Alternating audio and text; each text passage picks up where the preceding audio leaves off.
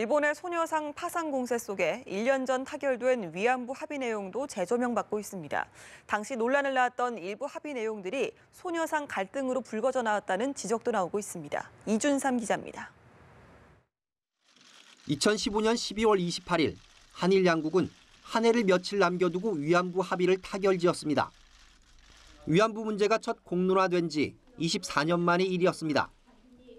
安倍内閣総理大臣は日本国の内閣総理大臣として改めて慰安婦としてあまたの苦痛を経験され心身にわたり癒しがたい傷を負われたすべての方々に対し心からお詫びと反省の気持ちを表明します.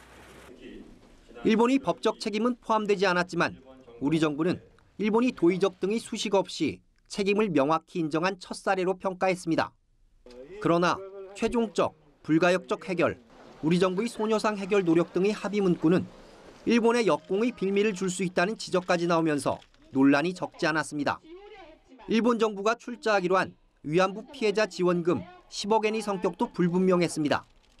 실제로 일본은 당시 논란이 된 합의 사항들을 이번 부산 소녀상 공세의 발판으로 적극 활용하고 있습니다. 기시다 후미오 일본 외무상은 최근 기자회견에서 위안부 문제가 최종적 불가역적으로 해결됐다며 부산 소녀상 설치는 극히 유감이라고 말했습니다.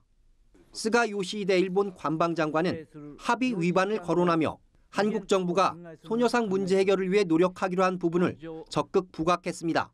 그러나 일본이 과거사에 대한 성실한 반성이야말로 위안부 합의의 본질이라는 점에서 일본의 이런 주장은 어불성설이라는 비판이 나옵니다.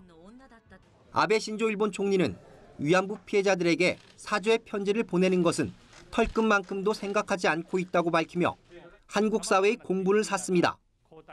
오히려 일본이야말로 합의 내용과는 정반대의 행태를 보이고 있는 것 아니냐는 지적들이 나올 수밖에 없는 대목입니다.